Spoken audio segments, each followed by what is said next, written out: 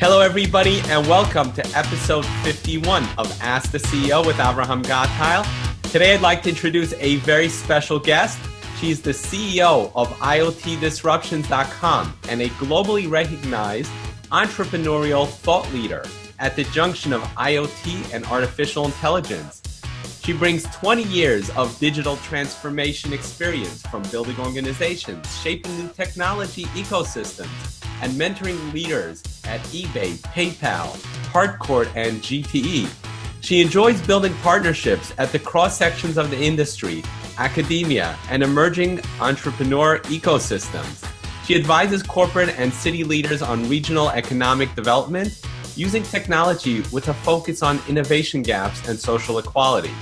She's the author of the awesome book, 2030, The Driverless World, about the junction of autonomous cars and cognitive IoT.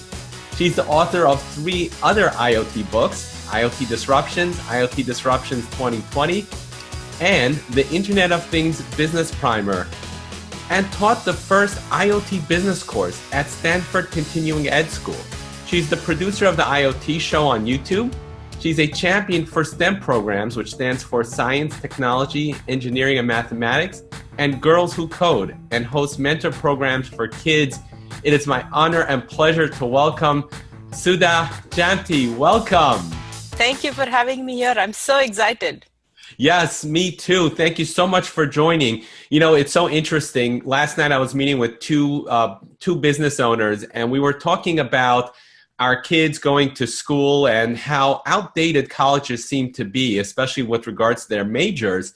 But apparently the school that you're associated with, so the big event of your professional life is a new Stanford class, the business of self-driving cars, for which, of course, your latest book, 2030, The Driverless World, is the textbook. I mean, that is super amazing, and I was really excited to learn that. So tell me about how you got the school to actually get with the times.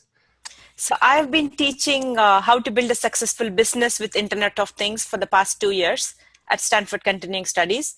And this is more for professionals, adults out there, entrepreneurs, serial entrepreneurs, or business people out in the industry wanting to learn the latest in technology to figure out how to apply it to their business. It's more a business course.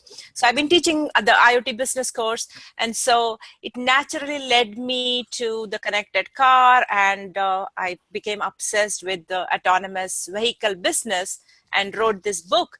And then I went to my continuing studies team and I said, you know, this is a hot topic. Maybe we should do a workshop about it. And then it kind of evolved into this whole full course. For sure. I mean, all the big players are now very fully focused into this topic of autonomous vehicles. I mean, we've got autonomous trucks, autonomous ships. In Dubai, they're doing autonomous taxis, passenger drones. That's right.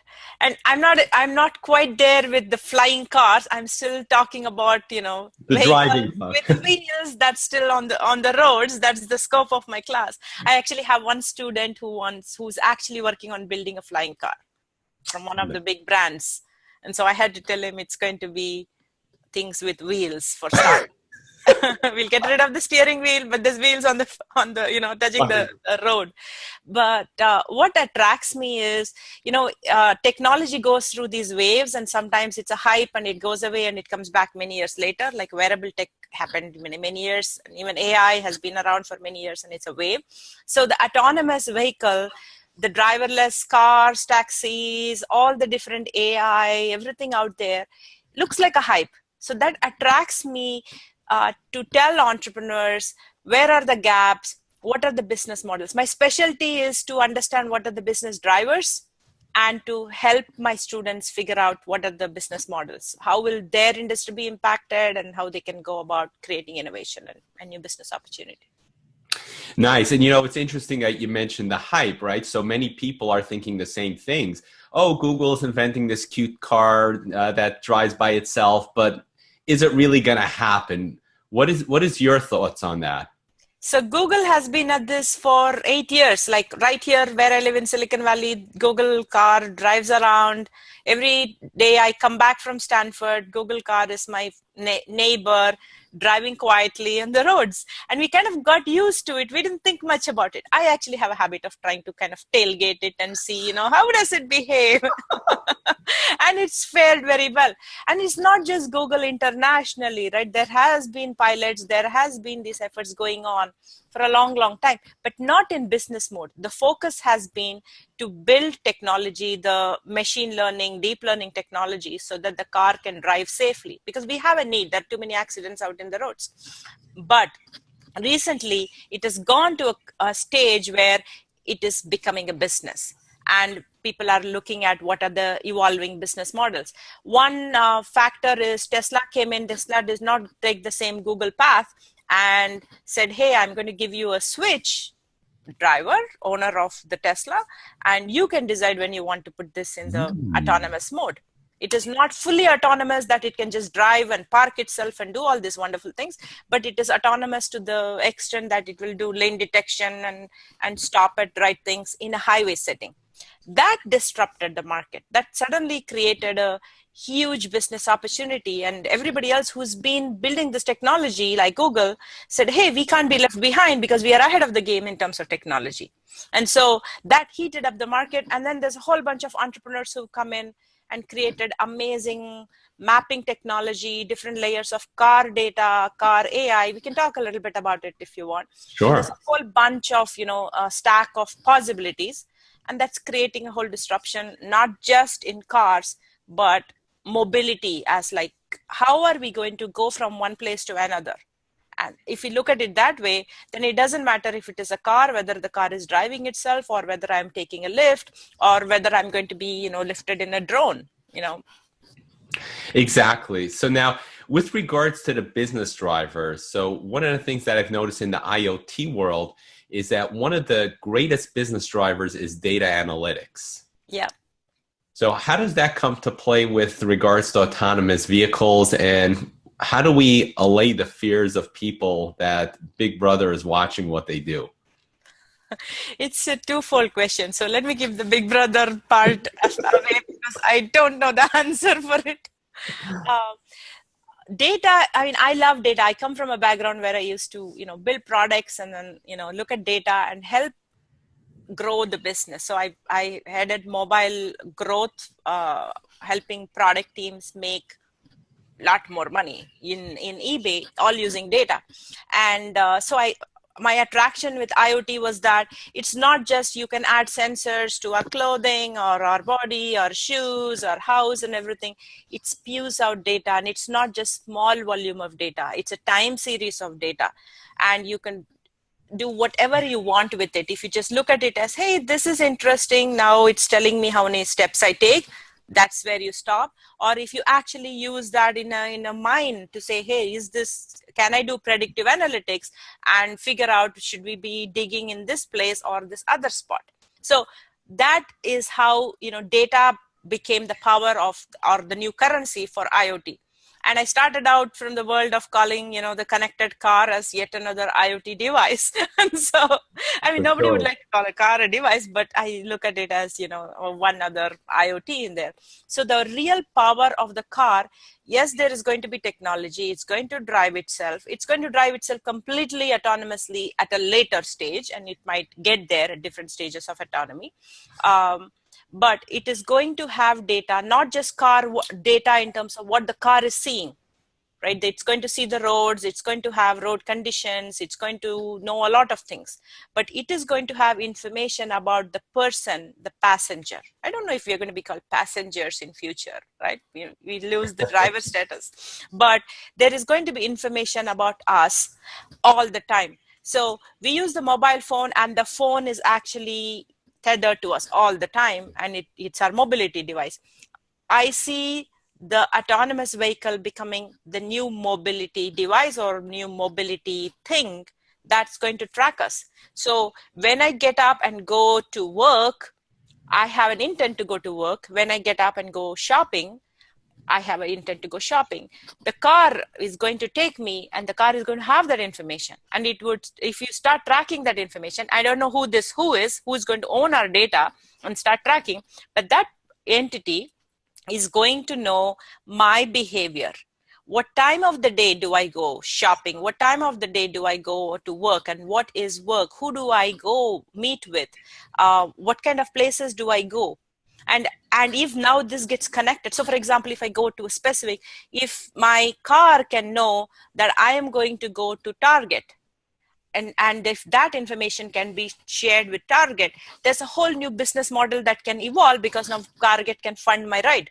This is actually being tested in Denmark with IKEA, saying, could this be the new business model? The user gives permission to share their intent of coming for shopping, and the shopping mall or the brand actually essentially funds my shopping trip. Yeah. And so there's a lot of possibility with the data, and a lot of goodness, right? It could create a whole mobile health solutions. It could create, of course, there is no parking hassle if my car is going to park itself. There's a whole bunch of mobility services using mobile data. That is the promise of this whole autonomous vehicle business. As you were speaking, I was thinking we could take this even one step further. So, you have Target and you have their competitors. They're all going to be vying for the privilege of driving you to their stores. Yes, definitely. I mean, right now, if you look at it from business perspective, right, the business spends a lot of money in acquiring customers, in keeping them engaged, and then they also want that whole trust and loyalty with the brand.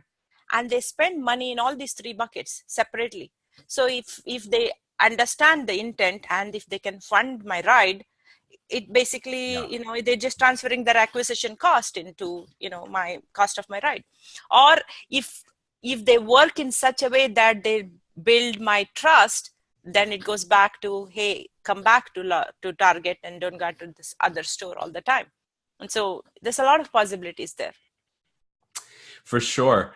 Here is something, I'm not sure where we're going to go with this. It may be a bit controversial, I love controversy, yeah. Yeah. So I saw a post this morning about Saudi Arabia lifting their ban on women drivers, right? So I'm just thinking how autonomous vehicles can solve this problem with so many countries around the world that have women's rights and human rights issues, or maybe less developed in those areas. That's fascinating. I knew you were going to talk about the latest, greatest news. And I was saying, here I'm waking up in California. He's 3 hours ahead, and he's going to be caught up on news. I didn't know. I mean, I did hear about the Saudi news all over the news yesterday, or it came about a day before, I think. So what was fascinating in all the news is it felt like a script. Every media, I listened to NPR, and then I heard BBC when I was driving back at night. Everybody was saying the same script about how women can drive. And very casually in that, they put this saying, the legal guardian of the women do not have to give permission to get a driver's license. For me, that stopped me in my track. So yes, they've been fighting to get permission to drive, and there's been discussions on, should this driving be just for work and not for shopping, or, not for pleasure, so the women don't become too independent. I think that's sick. I mean, sitting from where I am sitting, I just find that so sad. But this is progress, so we should cheer for this news. But going back to your point, by giving an autonomous vehicle, in fact, there's a lot of progress in Dubai and a whole bunch of other places in the Middle East, where they are going and building out super smart cities, and not just not just the car, the whole IoT spectrum, yes. Right? They're doing that. And I think to some extent, IoT is a tool like every other technology. We can use it to do good for society, but the social change has to come from the society. So by giving driverless car, say to Saudi Arabia, if we say, hey, the problem of women not being allowed to drive is solved, I don't think so. If women have to have a legal guardian, adult women have to have a legal guardian, that is the fundamental problem. Yeah. And it is not about the driverless car. That's what I would say. Yeah. But the driverless car could help economies where, where it's a developing country, they don't have the right infrastructure. Say if we go to some place in, say Rwanda, where it's war torn and they don't have right roads, and they want to transport, say blood for the hospital. So instead of humans driving around, they have drones that are testing out and shipping these things. So the autonomous vehicles and any kind of autonomous drones and all of them, right? So they could solve that problem, or they could help those economies jumpstart and catch up. So they have like food shortages in certain places. They have food, certain places they don't have food in Africa. So they could actually, have these vehicles drive faster on a fixed route, not dependent on a lot of other factors, and solve that problem to some extent, right? Yeah, for sure. Especially if it's a predictable, like you said, a fixed road, a predictable route, and you go from point A to point B. So in autonomous vehicles, technology-wise, there's a definition of 5 levels. The 5th level is what everybody is aspiring for eventually, is that the car can drive itself in all kinds of road conditions, better than us, accident-free. Right? That's the holy grail. But the level 2 is where it's a fixed route, like it could be a school, it could be, a golf course, it could be, the strip to the airport, whole bunch of fixed routes. The car can be trained. They know what the disruptions on the way are, and it can be trained for a long, long time. So we have a bunch of companies doing that around the globe. There's a bunch of companies. There's one called Aro in Santa Clara University right here. And they have a shuttle that just keeps going round and round. So those things are possible, and they could take that to a developing country where there is a need to deliver certain things, or, specific needs for them. And it could happen soon. Yeah, for sure. And, I like what you said about having a switch that some cars may have that. I think Tesla, you said, right? Where you have that switch where you can turn it on and off. I think that's something that would help put a lot of people at ease. Just the thought of giving up control, like letting the car drive itself, seems like a very scary thing. But having that ability to say, okay, we're going to turn it on now, and if it gives us trouble, we turn it off. So I think we are going to go through a whole transition. For me, my view of when I wrote the 2030 Driverless World, my whole point of view is this transition to this driverless world is going to happen over a period of time. It is not overnight. So maybe it's like 10, 15 years, we are going to coexist with human-driven cars. So there is the whole issue of what is going to be the ownership model is one of the big business drivers. So is everybody going to switch and go to self-driving cars, and that's what is going to happen? Or everybody is going to switch to some kind of Uber, Lyft model, that there's not going to be any more consumer purchase of autos? Yeah. That's an unknown. So it's, is it going to be a complete fleet model for the automakers, or is it going to be something else? That's where individuals, when they hear this, they would say, hey, I can't just let go of my car. I keep my beach gear. One of my students said this, he did a review of my first draft of my book, the Kindle version, in March. And he said, he gave me a big laundry list of various scenarios where he is using his car and he just cannot let go. And so that's going to happen. There is going to be segments of users who will not want to let go of the car, and they are going to own the car. They're going to keep driving. And also in US, I think every 11 years on an average is when we, change to a new car, right, on an average, So it's not going to go away. There's going to be a transition period. So I think over the next 15 years, I would say there are people who are going to hold on to their cars. They're going to keep driving. And then it depends on what the ownership model. So what is the business model? Is it lucrative enough? I mean, about 20 years back, if you had said, I'm just going to be, connected to my device all the time, it's going to track me and I'm going to be okay with it, and I'm going to do everything from this device, it would have been an awesome dream. And for somebody else, it might not have been an awesome dream. they would have said, why would I would never use such a device. I would never let it track me, right? So I think there's going to be segments of customers, use cases that's going to evolve. But during this transition, what will be the business model? That killer app, why would you want somebody, why would you make me switch to a autonomous vehicle? That killer app is what is going to drive that segment of users to switch. But I think they will switch. Eventually, my belief is we are going to go to this fully autonomous world. But it's not going to happen in 5 years. It's not going to happen in 10 years. It is going to happen over 10 years. But 100% switch is not going to happen. Not even by 2030, by my estimate.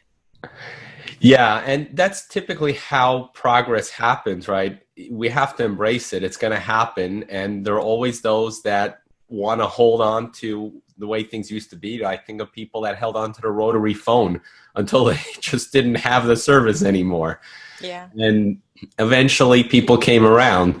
And I agree with you. I think people will eventually come around because they'll realize the benefits of that. Like, why am I wasting my time driving when I could be so much more productive? I could be relaxing. I could be reading the newspaper. Think about it. When we go on long drives, right? When we go on our long weekends on vacations, right? It's going to be back-to-back traffic. We expect it to be that way. And then we have some music. We have a little video for kids. And we just keep driving for 8 hours, 10 hours. And we get exhausted. So usually we are trained to start our vacations within the country, right? Unless I'm taking a flight and I'm going to Hawaii. Within the country, I have to drive for my vacation. And I'm going to be exhausted when I start my vacation. And I'm going to be exhausted when I come back from my vacation. I mean, it's like IoT. There are so many things we just live with, which we should not be. There's so many problems we should not be living with if we just had a simple device that is tracking and solving problems. Similarly, we will get used to that world. But right now we are going to hold on to that. There's a lot of us who are going to hold on to it for various reasons. But I am sure there are going to be different killer apps that would help make that switch. Now, what would you say to automakers that want to hold on to the human driving car and not adopt this technology? So I think automakers are a very key segment of players, a group of players. So automakers we are buying our cars from the automakers today. And then the Googles of the world are saying, hey, we are going to give you this technology by which the car is going to become driverless. And the Google and now Apple is coming to the game and Samsung is coming to the game. They are not making new cars. They are actually creating that layer of technology that would create that mobility solutions that will create, a driverless world. So automakers are still our single point of contact. Right now, the way things are evolving, based on how the ownership models would switch, automakers are watching carefully saying, hey, if everybody switches to this Lyft model with rideshare, then what happens? Are there not going to be any consumer cars? It's not just the automakers, even insurance companies. So I have 3 lawyers in my class, and we had this fun discussion just 2 days back. They said, what happens to auto industry? Does that mean the whole consumer auto insurance business is going to go away? So I would say it is an opportunity, and a lot of automakers are doing that. So they are actually looking at this saying, some of them are saying, hey, it's all going to become driverless and it's all going to become a rideshare model. And let me buy a piece of technology and create those kind of cars myself. And some of them are saying, hey, I don't believe this. We are going to lose this relationship with these consumers, which we've had for 100 years, and it is ours to own. So why don't we deal with this differently? And so what they are, there is a partnership between Toyota and MIT where they are creating a blockchain ecosystem. So basically you will pay using blockchain, and there will be this ecosystem of companies, the automaker being one of them, and it's a whole connected ecosystem of players who will offer services for you. So you get the car from one person, you pay using blockchain, you pay for different services. So you don't think of it as I need to buy a car, keep it in my garage, keep the space to park the car, and then keep running around. Instead, you just say, I need to go to the vet, I need to go on my vacation, I need to go drop off my kid, and I'm now going to work. It's just think about your mobile needs, and then you would get a service from this group of people. That's one route they're going to. That makes so much sense. That's like the iPhone model, where you have this whole ecosystem of apps that support your iPhone and your daily productivity needs. That's exactly the parallel that people are looking at, right? When they think of the strategy for the connected vehicle world, right? When it becomes autonomous. But the challenge is who's going to own that. When you say iPhone, Apple front ends everything, you pay stuff to Apple, and Apple takes a cut of all the apps, and also Apple owns the whole stack, so they give you a certain quality and consistent reliability. And then there is the whole Android stack, and then you can either get it from Google itself or a whole bunch of players or Samsung. And again, who owns the customer, and then who are all going to offer the services, who's going to take a cut of the services, right? That who owns the platform is going to happen. It's exactly the same model. That is so fascinating, and I can't wait to see how that plays itself out. And I didn't answer your question about the whole data risk part of data. Do you want me to tell you a little bit? Yes, please. I don't have a perfect answer. I wish I do. With IoT, with the cars, what happens is it's our data, right? We are being tracked especially with IoT, when we sleep, when we walk, when we eat, or if it is, in an industrial setting, it's volumes of data. And with the car, it's our mobility data. We are the creators of the data, but the platform that is giving the data is harnessing the data, hosting the data, and trying to make sense of the data is going to be the one that will draw power from it. So there's a lot of regulation on who owns the data. Do they need to get our permission? And that's evolving. And there is no one global standard on data usage even today, even for mobile, right? Across Europe, it's more stringent than in US. So the same thing is going to happen with the self-driving car and any kind of autonomous vehicle, as to whose data it is, who has access, what kind of permissions do they have, how do you respect the privacy of the user if you know so much about me. And it's not just the car itself, right? I mean, if they can connect IoTs to it, and if I'm wearing my wearable and you can know certain things about my behavior from there, say my moods, or I just had less sleep and I'm cranky, and I'm not able to do my jog that morning, and my wearable would know a lot more about me, right? I mean, if it's tracking my biometrics, it knows even more. And then if you look at the car, it knows where I'm going. If you start and especially cities are becoming smart, so there's data in the city. So if you start putting all of it together, overall there is no place for us to hide. All our information is with some business here. So regulation is evolving, but I think we also need to be smart consumers. As we adopt this technology, we bring a new piece of IoT into our home, or for our dogs, or for our kids. It's good for us to be prudent. And I think businesses are doing that.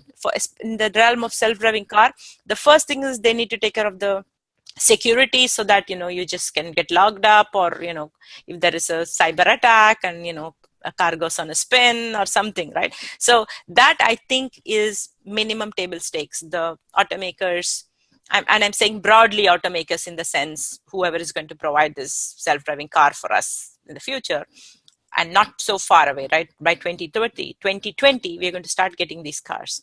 Whoever is going to provide those cars are going to take care of that. Otherwise, we're not going to buy them, right? It's as simple as that. And other than that, it's going to evolve over time, the whole regulation on privacy, ownership, and what's the boundary. And I suspect by what we did with the mobile phone, and we allowed access to our data to a whole bunch of companies, I suspect we're going to kind of be smarter about it, because this is round 2. Now we know what they can do with our data.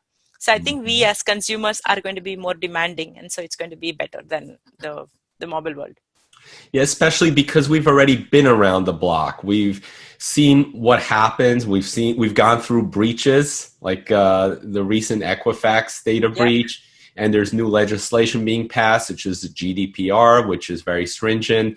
So we're a lot smarter than we used to be, which is kind of nice that the autonomous vehicles are happening now instead of 10 years ago. That's right. So otherwise we might have the car before, and then we would have gotten smarter with the phone. Maybe it would have flipped. It's hard to imagine such a world, but it could have happened that way. Yeah, exactly. So Sudha, this is so fascinating what you're doing. How did you get started in this whole industry? So I come from being in tech for 20 plus years. And I've been in the product world, in the analytics world. My most recent, corporate job was at eBay, where I used to head mobile analytics and manage growth of $27 billion. And I had this. I was introduced to wearable by Steve Mann in MIT about 20, almost I want to say 15 or 17 years back, when he used to wear the wearable and show that it could be connected, and it would look very fancy. It didn't stick. I was not smart enough to see the potential and jump at it early on. You would have made millions. I don't know. I mean, obviously my life would be different, but and I think I've been fascinated by wearables in the the Fitbits of the world when it came about, and as more and more IoT started coming up. I'm an early adopter in tech, so when there are new kits and boards, you can build IoT, and it can when Alexa first came, I was very fascinated by it. I remember I went and talked to the Amazon guys, and it's a group in here that was doing Alexa, and it was not the main big Amazon up in Seattle, and so they were off on their own, very creative group, but it was not a big deal for them. It was not a big deal for Amazon, and I could see that, and I was thinking, this is going to be big. I mean, I could not have predicted everything the way the Alexa has become this 10 product series, or it's going to what it's doing, but this whole voice interface was fascinating. So I had like a second life playing with these toys while I was doing a corporate job. And since I was in mobile, we had, I think Apple Watch had not yet launched, and we were planning for an eBay app on the Apple Watch. And I felt, we used to talk about mobile first customer or always on customer. And how do we cater to the customer from a shopping sense? In eBay, we had discussion with, super smart people. And with wearable, I used to go back to that uncomfortable place saying, we just can't add yet another eBay app and think we are catering to the same customers. It's a different customers. I mean, though it's the same me, when you cater to me as a wearable wearing customer and solve my needs, it's something else compared to me with a phone and you're giving me the shopping experience. And so I couldn't wrap my, head around that. And I decided to, take a break. We had a sabbatical after 6 years of service, and I had this dream of writing a book. So I started researching IoT to write about it, thinking that I'm just going to write this book and, go back to my corporate life. Oh, you can never do it. Once you get involved with, especially if you like playing with toys, forget it. Yeah. It's like playing with toys, and there's never an end to it. And then there are all these cool robots. So I track the cars. There's some amazing number of robots in Silicon Valley, and somehow they come and test everything on us. People think we have all the cool toys, but we are the guinea pigs. Everything is being tested on us. I'm not joking. So there is one robot called Nightscope, which is a security robot. They tested it in Stanford Mall about 2.5 years back, I think. And it almost ran over a child's leg because it was not, the machine learning was not trained to look at a lower level at the height of a child. And they recovered out of it. That company said, we will fix it, and we care a lot about people and safety, and they've lived up to it. So that's one of the most relevant robots here in service. So it's a security robot in our malls, on the periphery of Juniper and Google and all that. So I saw one of those in the mall recently, and I saw this kid going and poke that robot. And I tend to, take my camera, take a video, or I do a periscope whenever I see any cool thing. So I saw this kid poking around, and then next I went. First, I was trying to take a selfie. I was not even doing a live stream. I went to take a picture next to the robot like that, and being a security robot, it just says anomaly, this is not normal behavior. It started screaming. So it's so much fun when a robot screams at you. That's something to live for. That's hilarious. So that's how I ended up, geeking out by the side, and then made it my real job. And then I realized, coming from a very solid operational experience, being responsible for $27 billion, I can't just geek out and have fun and go away. So I'm like always looking at what is hype. What does this mean for businesses? Who's going to be impacted? And that's how I got into this whole IoT disruption world. I wrote my first Kindle book, IoT Disruption, as a landscape on IoT and what happens in various industries at a broader level. And then I started thinking about data, cognitive IoT. What does it mean for businesses? What are the innovation gaps? What are the possibilities for entrepreneurs and for business innovators? And so then my IoT Disruption 2020 came, and then I started interviewing people around the globe, because there's a lot that happens in Europe, and there's lots in everywhere in the world, right? There is smart agriculture, and then I spoke to 3 different people, right? Precision farming in Germany, or IoT farms in Colombia, coffee farms in Colombia, vegetable farms in Slovenia. So I just got more and more and more obsessed. And I have my YouTube channel where I interview people, and I start collecting business cases. And I wrote that as a case study. And then that came my other book, which is the Internet of Things Business Primer. And then that led me to the car. We've already spoken about the car, my 2030 Driverless World book. And so Stanford asked me to teach at the Continuing Studies program, the IoT Business, because we did not have any business course on IoT at that time. And then I had a whole bunch of case studies in one compact book. And I was very happy to talk to entrepreneurs. So that kind of got me onto this journey. And I see we are still in the very early stages of this. Every single day, I find yet another company, yet another startup, yet another possibility. And the beauty is, anybody who pitches an idea to me always gives their worldview, right? They will say, we are at the center of this. And this is how you need to look at everything else. That fascinates me. That keeps me going, I think. Nice. So talking about entrepreneurs and working with entrepreneurs, you know how most small businesses will just fail right from the start. Where do you think entrepreneurs go wrong, and what do you think they could be doing better? So the good thing about entrepreneurs is they get obsessed with passion. They're driven by passion with whatever they're out to change the world. Right? And they go, or they come with a piece of tech, or they come with a new way of doing things, and they get obsessed with it. My students, like in my class, like half of them are serial entrepreneurs, half of them are people out in companies who are doing something related to IoT in their business, typically in the industrial setting. But they also conceive of a new business as part of my course, the IoT business course. And I make them go through the whole thing, saying, the thing with entrepreneurship is, first they have to fail and learn, and they have to iterate. That's at least the Silicon Valley way that I'm aware of. And so they shouldn't be afraid to fail. So they should not just get hung up on, this is so big, it's super secret, I'm not going to go tell the world. They have to engage with their customers, learn what the customer really wants. Is it what they think they want? And then adapt and grow. That is one thing. And second thing is, I'm particularly interested in people who are just not thinking of, I'm going to make a piece of technology and I'm going to go sell this to Google or Apple or somebody into the future. I'm going to make a lot of money. I think those people who are successful are driven by something deeper than that.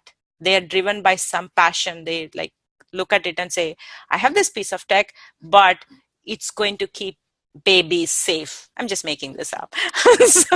Right. There's something that it's a belief. It's a belief. And that's when they're not able to raise money. They thought this would work in a certain way, the technology all breaks. They're able to get up and keep going, right? I invite entrepreneurs, I invite, actual business practitioners as guest speakers to my class. And I had this entrepreneur from France who actually said, why get, his name is Hussein, and he basically said, why get a smartwatch? Why can't we make an existing watch smart? And so that is where he and his small team started out from. And so they take the strap of the watch and they add this tiny little circuit and make it into a smart thing that connects to the watch, and then the watch becomes a smartwatch. But it looks like a Apple Watch in functionality. It is so much cheaper, but he had to go through 7 iterations of physically making the strap into a functional, bendable, wearable model that works. And then he's actually working with a whole bunch of Swiss watchmakers. And then he has all these dreams of, now this could be my switch to turn on my car. It could do a whole bunch of other mobility services. It's a whole different world.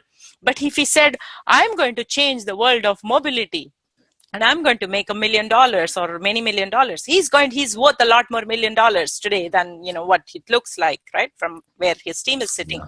But his motivation is the challenge. I'm going to make this work. I'm going to make this watch work. And I think everybody cannot afford a full smartwatch. I'm going to target that segment of people and give them something to make them do all these cool things that the smartwatch does. And then he ended up adding, more cooler things in there. But being driven by passion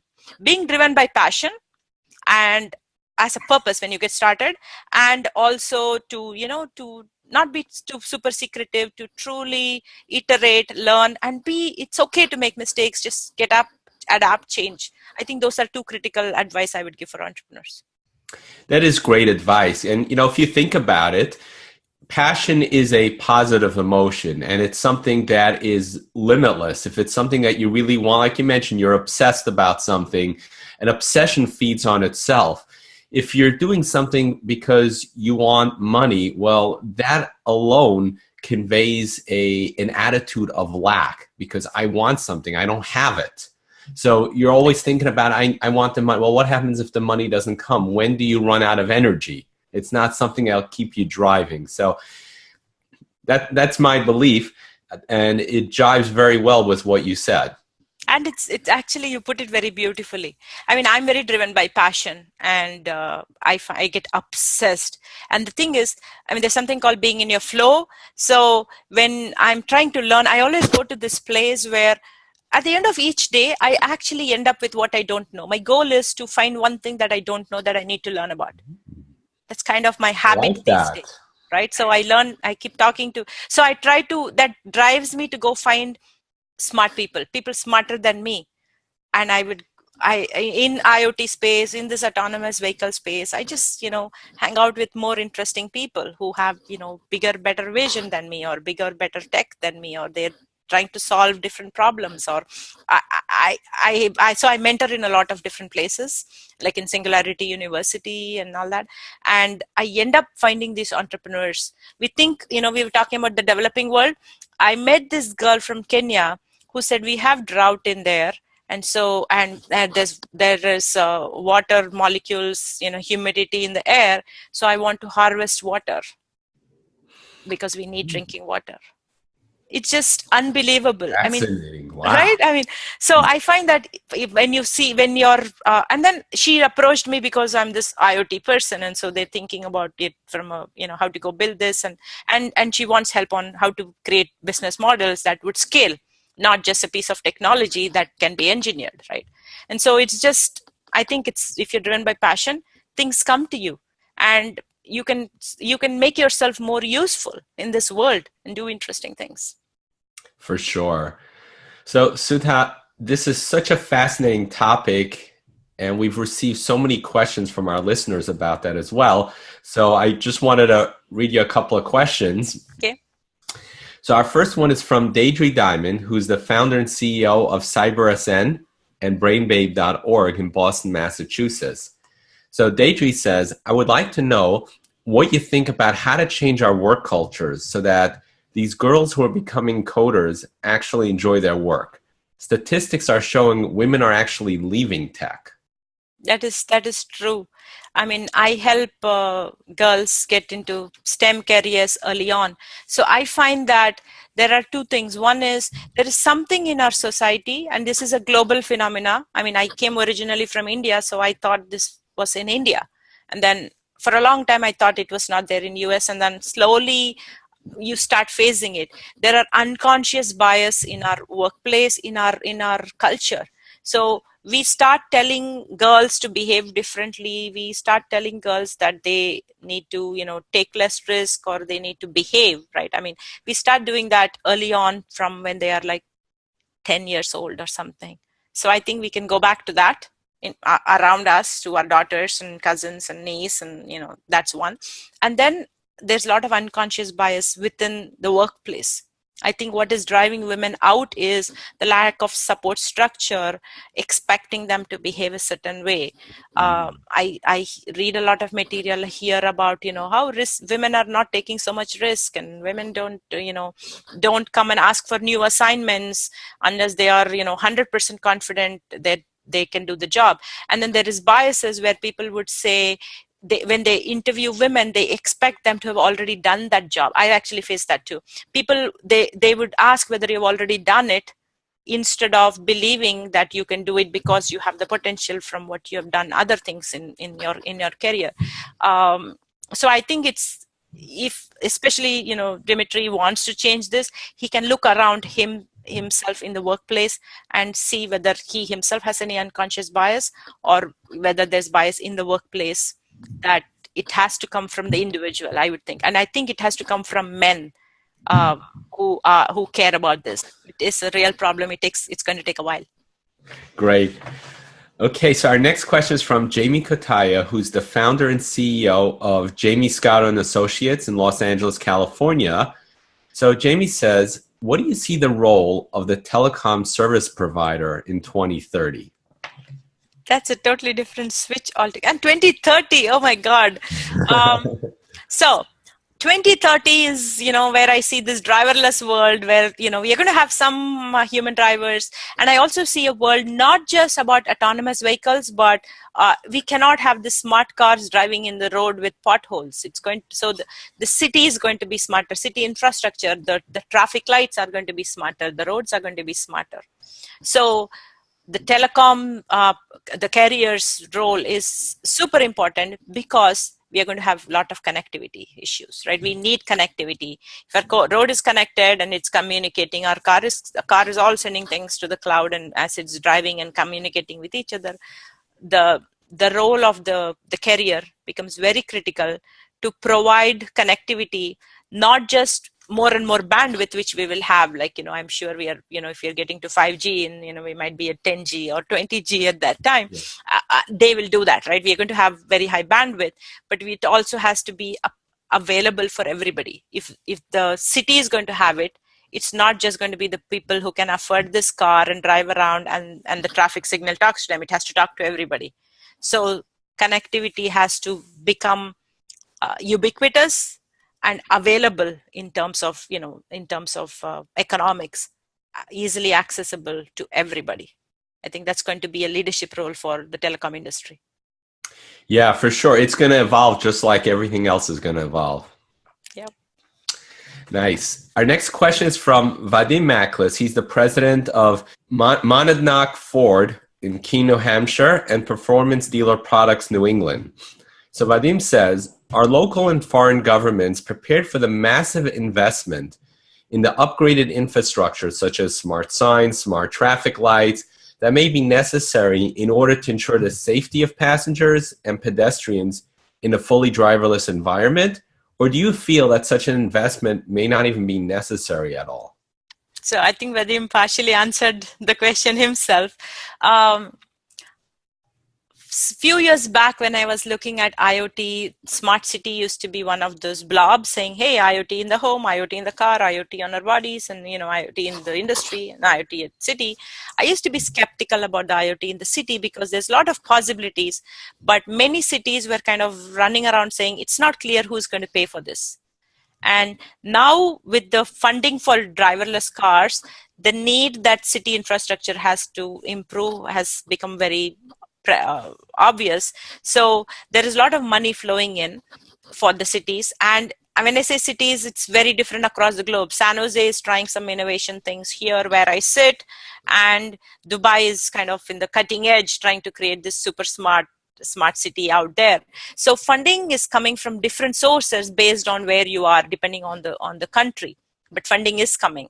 And where I see the funding eventually will come should be a private public combination. It's not going to be suddenly all the governments are going to have the money and then they're going to put this in the smart city infrastructure. It's not going to happen because there are a lot of basic needs that cities have to take care of.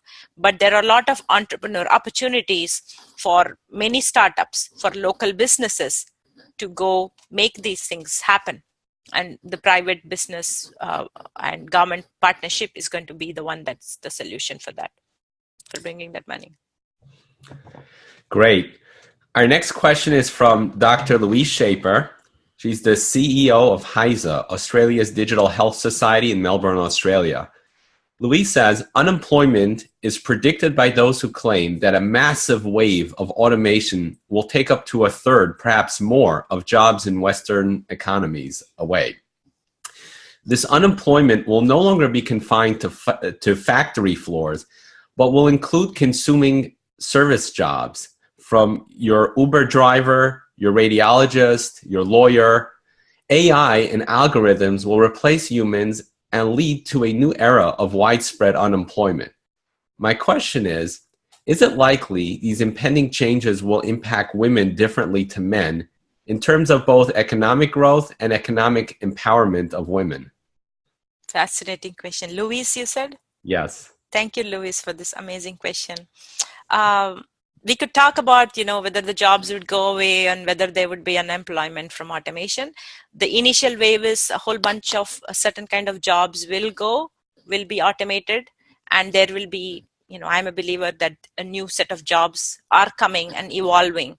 That would be the new job. So I don't think in the end of the, if you look back at 2030, I don't believe there's going to be more mass unemployment. There's going to be a period of mass unemployment, and then there's going to be new jobs that's going to be picked up by people.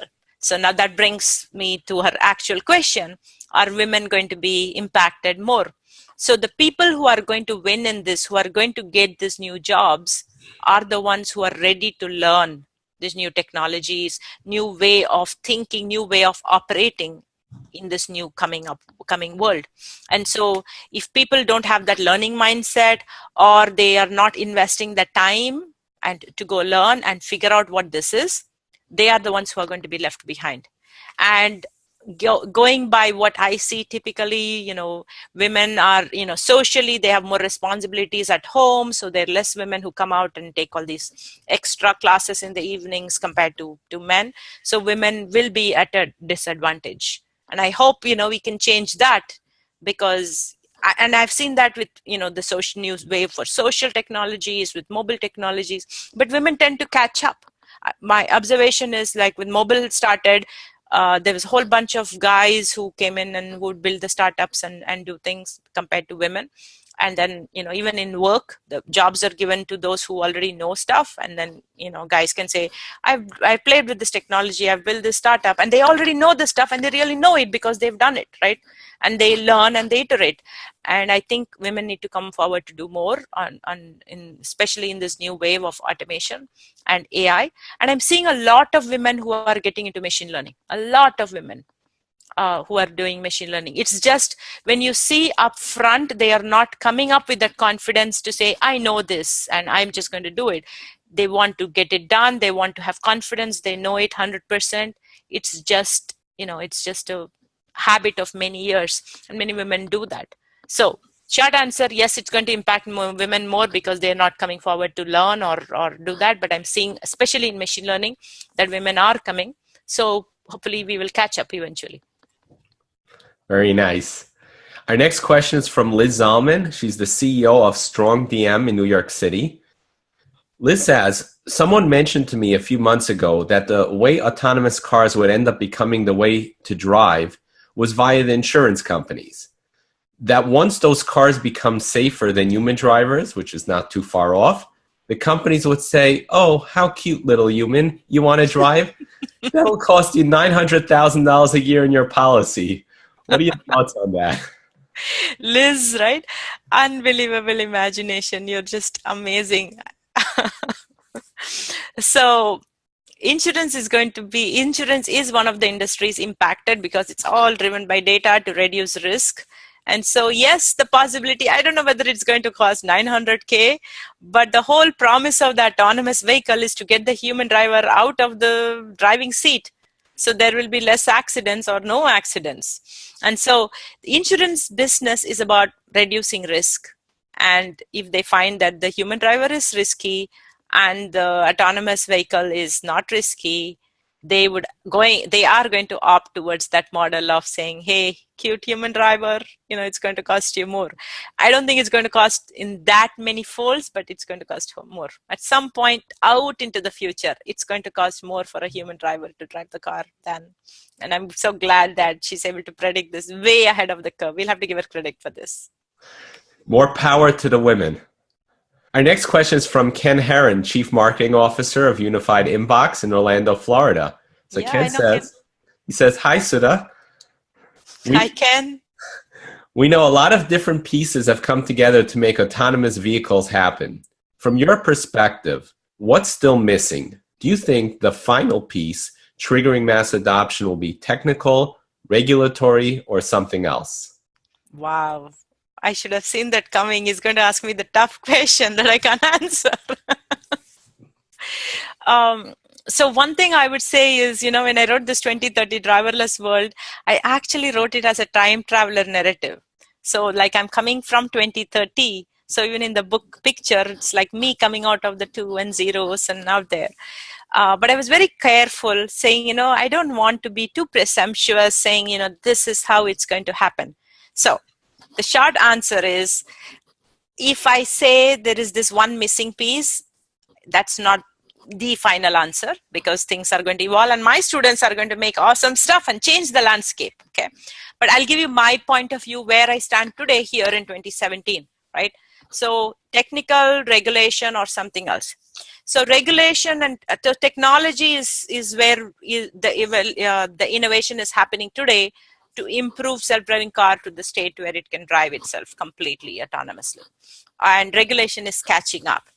And what is missing, at least where we stand today, is clear ownership models and what would be the business model. So I believe the third factor that would actually impact this, influences the biggest one, is innovation in business. New business model innovations on who's going to pay for this. How could we actually, change mobility services? It's going to be new mobility services. Anybody can come up with the service, but as a business. So new business model innovation is going to be the killer missing piece, I would say. And I'm friends with Ken, so he's going to hold me accountable. We are going to talk about this in 2030, Ken. Hopefully. Very good. 2 more questions. No problem. I love it. I'm just loving this audience question. You're amazing global audience and super smart audience. Love it. They are truly amazing. And I'm so grateful that they're part of our community. Our next question is from Mark Richards. He's a reverse mortgage planner at Fairway Independent Mortgage in Ridgewood, New Jersey. Mark says, who do you look up to in the IoT world? Also, were you supported by your family and friends when getting into the tech world? So I came from an engineering background so long ago, and my family, I was the first engineer in my family. So it was hard convincing them that they should let me do this unknown thing, but they did support me. And, along the way, I am one of those people driven by passion. So I kind of meandered around my career many times, and they've been supportive. Every time they try to stop me and say, do you know what you're doing? And I would say, I'm not so sure, but I'm going to do it anyway. There you go. And then they stick with me. So it's worked out all right. So I do have that support structure that I need. What was the other question? The other question was, who do you look up to in the IoT world? Okay. I actually have to give a credit to a lot of people. Actually, in my book acknowledgement, I have a big laundry list, but I have a lot of people I look up to who I admire in this IoT space. Rob Cranenberg, who runs the EU IoT Council, has been a pioneer. He could think about this, even before the word IoT was coined, I believe. He has thought about, oh, technology is going to do this kind of disruption. He could conceive how it's going to be everywhere and all our data is going to be owned by some corporations, and it's going to become a different world. And how do we keep our social fabric, and how do we create this whole innovation and all that? He was able to think about that, and he runs this EU IoT Council, and I'm part of that. I'm lucky to be part of that. So he's somebody I just look up to. There's a whole bunch of people. If you say IoT is again a very broader, it's too many things, right? I mean, there's no one thing. So if you say industrial IoT, I would say Jane Wren. She's the CEO of Automaton. It's a well-developed startup which does, build smart city solutions, oil and gas, whole bunch of industrial IoT solutions. She's amazing. She's somebody I admire in that whole industrial IoT space. So if you pick each like that, I can give you other people who inspire me. There is this person from Nigeria called Oluwatobi, and he's, this relatively young person, new to IoT, but he's building sustainable solutions for Nigeria from where he's sitting. And so there's a lot of people like that I hang around, and they inspire me. Wow, really nice. Our next question is from Irma Rastagaiva. She's the co-founder of eVira in Boston, Massachusetts.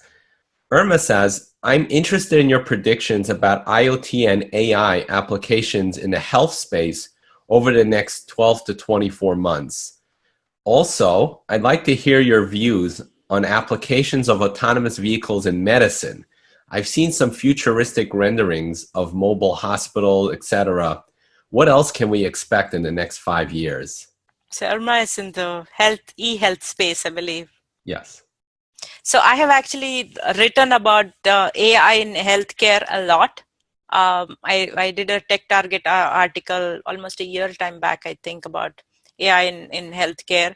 So my biggest fascination, and I would say prediction, because that's not yet quite happened, but it's on its way, is why should we go to the, why should we accept it, like what we do, like how we deal with our health today is we let ourselves fall sick. Then we go to the doctor, then they diagnose it, and then we take medication or whatever prognosis they come up with, right?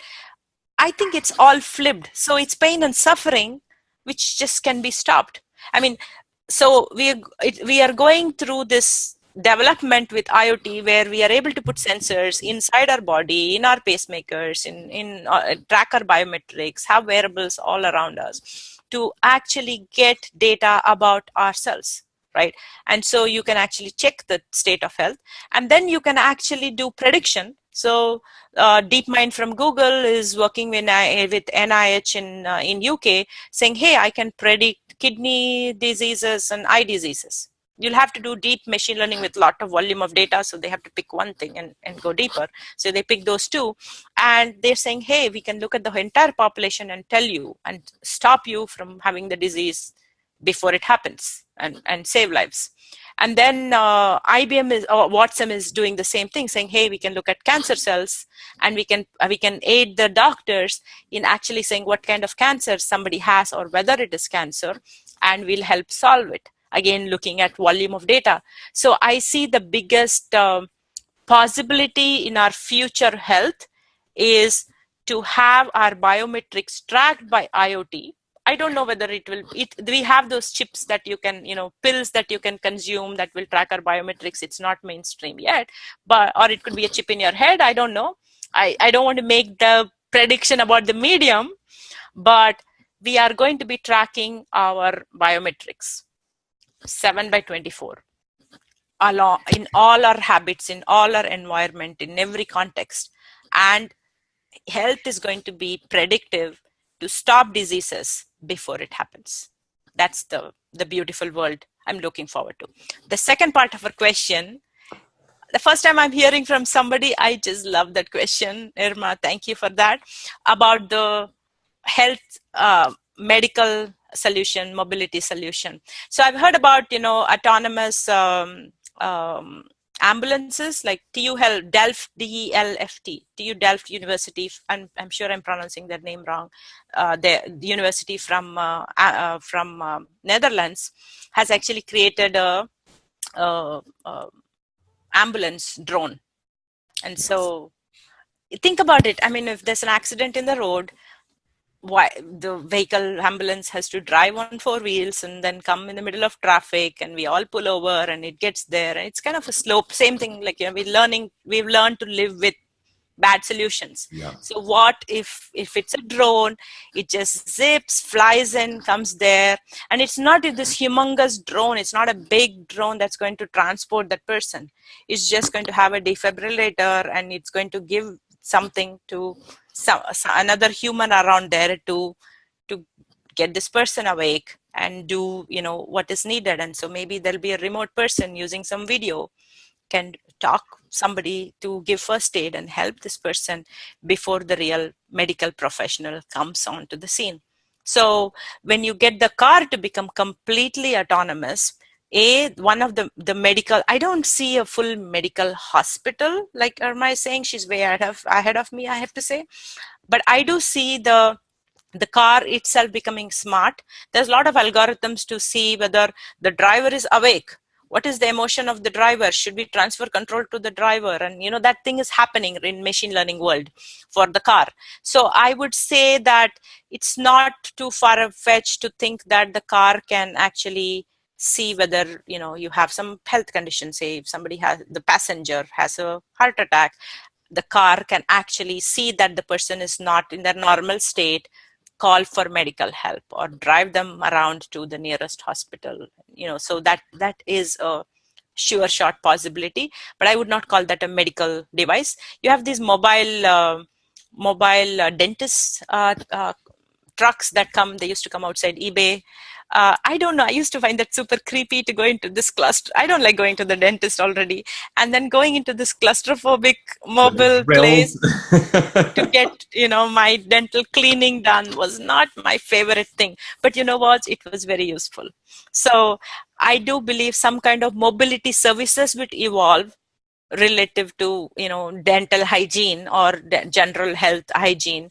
I cannot envision a full-fledged hospital that is totally mobile. I'm not quite there. Great. Sudha, I know you're a busy gal, and we're going to let you go in just a bit. But just before we do, how do people find you? So I live on Twitter. So if people are active on Twitter, they should definitely follow me there.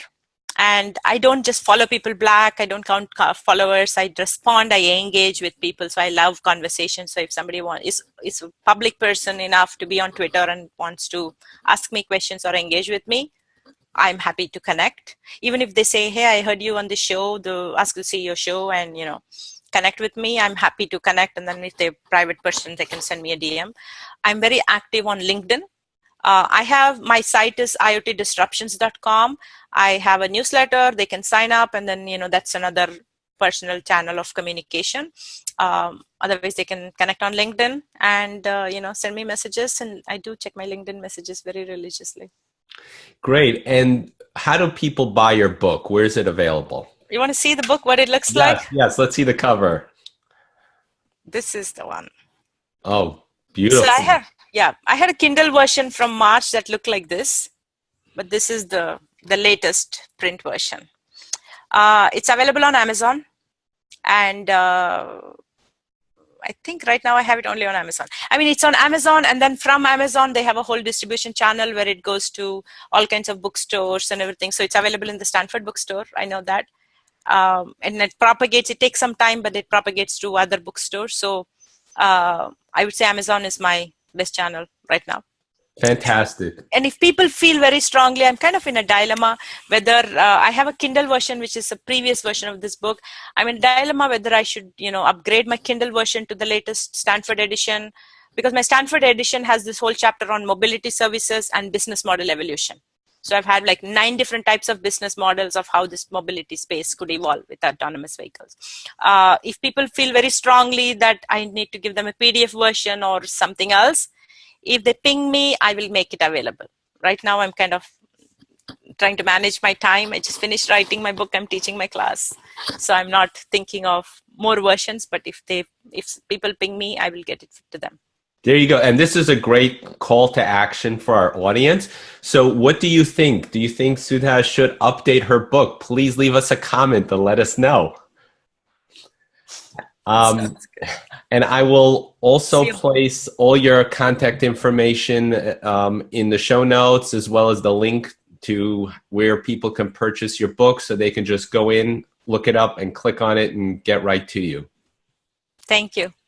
I had so much fun and I loved your audience questions. So thank you so much for having me.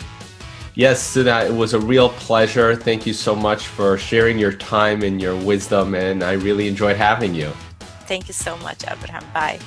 Bye-bye.